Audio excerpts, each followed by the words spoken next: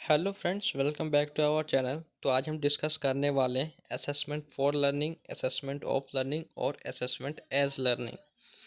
तो यहाँ पे इसका जो बेसिक बता देते हैं आपको। असेसमेंट फॉर लर्निंग में क्या होता है, जैसे कि मान लीजिए आपका कोई भी एग्ज़ाम होने वाला है, तो एग्ज़ाम होने से पहले जितना भी आप तैयारी करते हैं वो आपका असेसमेंट फॉर लर्निंग में आ जाता है, और उसमें कोई भी आप गलती करते तो सुधार कर सकते हैं ताकि आपका जो एग्ज़ाम अच्छे से हो जाए।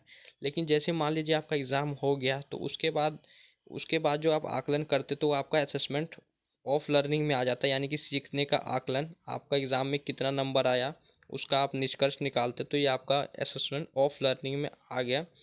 उसके बाद जो नेक्स्ट है ये होता है आपका असेसमेंट एज लर्निंग। तो इसको क्या बोला जाता है, सीखने के रूप में आकलन, यानी कि सेल्फ असेसमेंट और पीयर असेसमेंट इसमें आ जाता है। यानी कि आप खुद का स्वयं का आकलन खुद करते हैं या आपके सहपाठी सब करते हैं आपका आकलन, तो ये असेसमेंट एज लर्निंग में आ गया। इस तरह से आप इसको समझ सकते हैं, और बाकी इसमें डिटेल में देख लेते क्या होता है।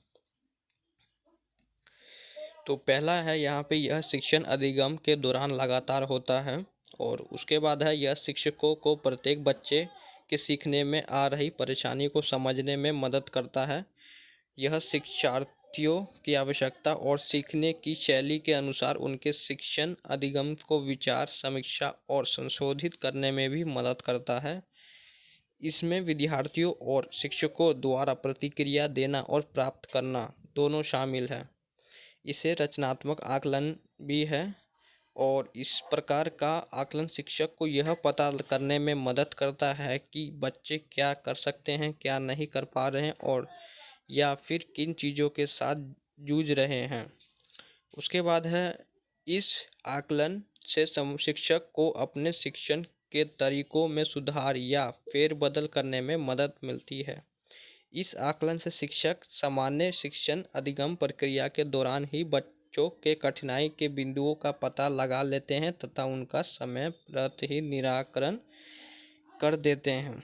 उसके बाद है, इस प्रकार बच्चों के अधिगम स्तर में आने वाले अंतर या गैप की संभावना को ही समाप्त कर देते हैं। उसके बाद है, सीखने के लिए आकलन या रचनात्मक आकलन का जो मुख्य जोर है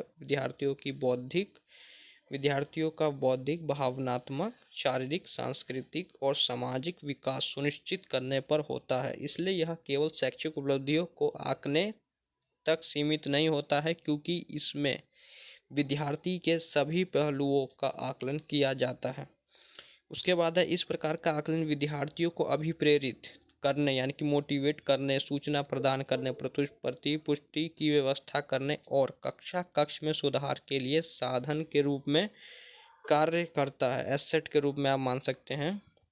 उसके बाद है, रचनात्मक आकलन बच्चों के मात्र उपलब्धि स्तर जानने का उपकरण नहीं है, बल्कि यह सभी बच्चों को सीखने को सुनिश्चित करने का उपकरण है। बच्चों के साथ लगातार बातचीत करते हुए विभिन्न क्षेत्रों में बच्चों की दक्षता, क्षमता और सामर्थ्य को जानकर उनके लिए सीखने की प्रक्रिया को सुगम बनाना, उनकी कठिनाइयों को पहचान कर उसके आधार पर सीखने सिखाने की पिछली प्रक्रिया से बच्चों ने क्या सीखा और आगे की सीखने की प्रक्रिया कैसी होनी चाहिए यह तय किया जाता है। यानी कि जो भी बच्चे जहाँ पर स्टैंड करते हैं उन्हें उनके आधार पर उसके आगे किया जाता है। ऐसा नहीं है कि जैसे कोई बच्चा है तो उसको दूसरे बच्चे के साथ कंपेयर किया, ऐसा नहीं किया जाता है।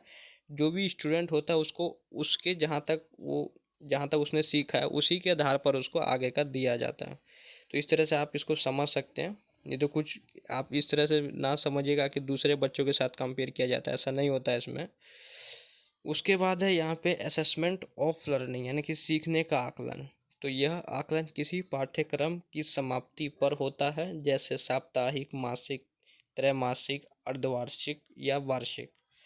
उसके बाद है, इसका उपयोग चिन्हित पाठ्यक्रम के लक्ष्यों और उद्देश्यों के आधार पर मानदंड, प्रक्रिया, कौशल, सीखने के संकेतक और सीखने के प्रतिफल के अनुसार विद्यार्थियों के सीखने को मानक करने के लिए किया जाता है।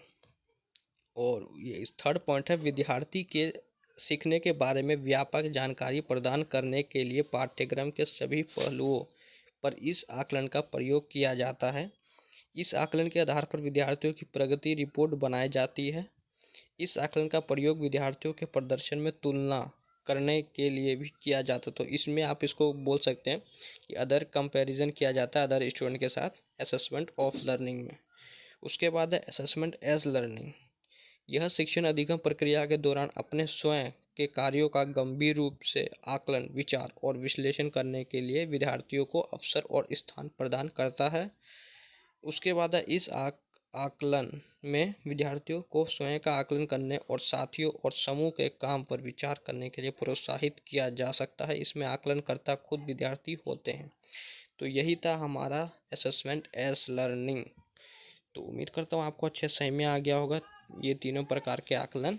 तो मिलते हैं अगले वीडियो में। वीडियो को लाइक, चैनल को सब्सक्राइब कर दीजिएगा। Thanks for watching this video.